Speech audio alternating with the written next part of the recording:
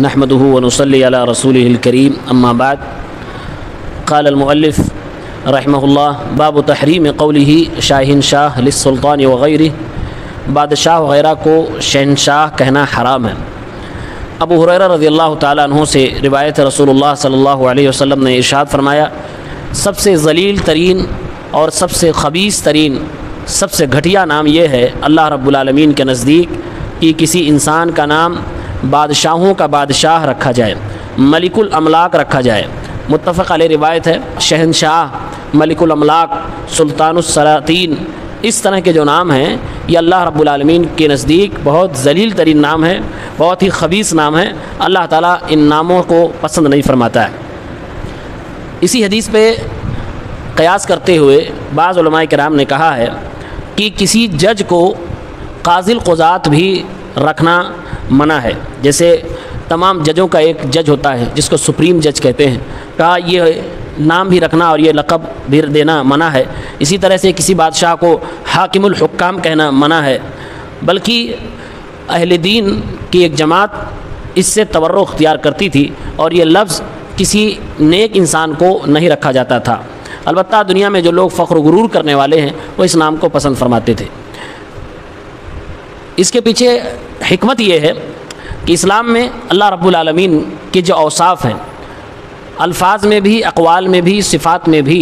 کسی انسان کو برابر کرنا انتہائی زیادہ بڑا جرم ہے۔ جب کسی انسان کو کہا جاتا ہے ملک الاملاک، شہنشاہ، بادشاہوں کا بادشاہ، کنگ آف کنگز، تو اس کے اندر ظاہر سی بات ہے الفاظ ہی میں غرور، تکبر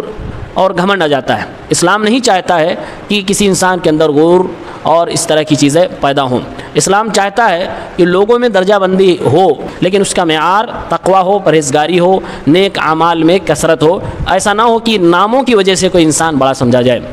اسی لیے بعض علماء نے یہ بھی لکھا ہے کہ دنیاوی کوئی نام اگر آپ کسی کو پکارتے ہیں اور آپ جانتے ہیں کہ جب یہ نام اس کو کہا جائے تو وہ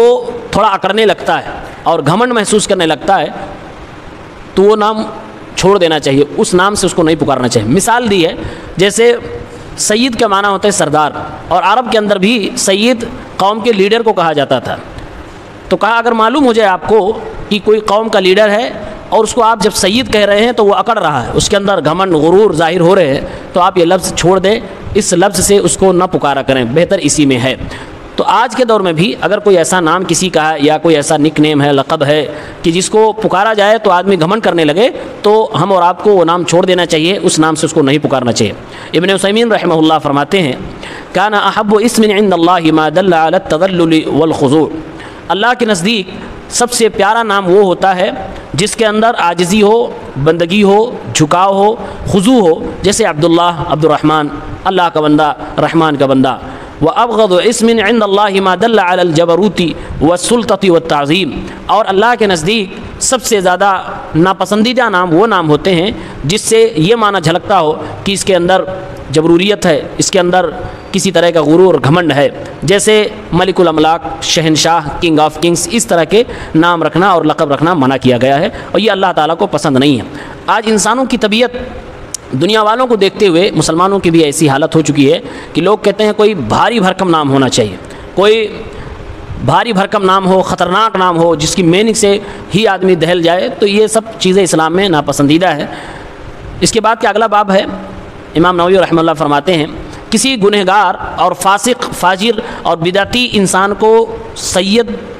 نہیں کہنا چاہیے۔ اللہ کے نبی صلی اللہ علیہ وسلم نے صاف منع فرمایا ہے۔ بریدہ رضی اللہ تعالیٰ عنہ کہتے ہیں رسول اللہ صلی اللہ علیہ وسلم نے ارشاد فرمایا، لا تقولوا للمنافق سید، کسی منافق کو سید نہ کہو، فإنه إن يكن سیدا، اگر سچ میں وہ سردار ہو گیا، سید کا مطلب یہاں سردار ہے، کہا اگر سچ میں وہ سردار ہو گیا، فقد اسخطتم ربکم عز وجل، تو تمہارے اس کو سید کہنے کی وجہ سے تم اپنے رب کو ناراض کر لو گے۔ اللہ کے نبی صلی اللہ علیہ وسلم نے یہاں منافق، گنہگار، فاسق اور فاجر انسانوں کو سید کہنے سے منع کیوں فرمایا؟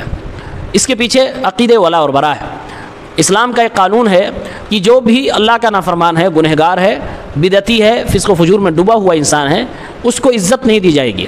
اس کو مومنوں پر عزت دینا تو گناہ ہو جائے گا، لہٰذا کسی منافق کو اور گناہوں میں ڈوبے ہوئے انسان کو اگر آپ عزت دیتے ہیں اور اس کو آپ کہتے ہیں سید، آپ میرے سردار ہو، تو اللہ کے نبی صلی اللہ علیہ وسلم کی اس حدیث کی آپ مخالفت کر رہے ہوتے ہیں۔ خاص طور سے اگر تعظیماً آپ اسے سید کہہ رہے ہیں تو گناہ ہے، اور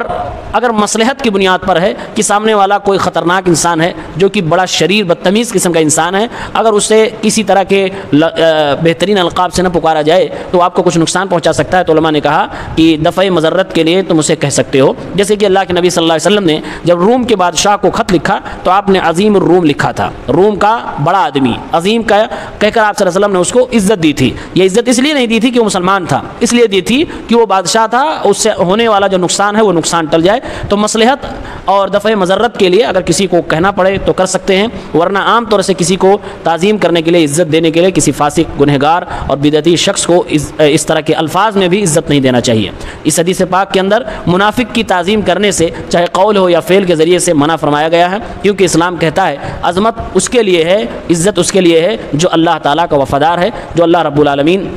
کو ماننے والا ہے اور اللہ کے سامنے سر جھکانے والا ہے، ورنہ بقیہ دنیا میں جتنے لوگ ہیں وہ اللہ رب العالمین کی نگاہ میں ذلیل ہے، رسوا ہے، اللہ کے باغی اور سرکش بندوں میں ان کا شمار ہوتا ہے۔ تو اہل اسلام بھی ان کو اپنے سر پہ نہیں چڑھائیں گے، یہ اللہ تعالیٰ کی تابعداری ہے۔ اللہ تعالیٰ ہم سب کو اللہ کے نبی صلی اللہ علیہ وسلم کی سنت مطہرہ پہ عمل کرنے کی توفیق دے، آمین۔ السلام علیکم۔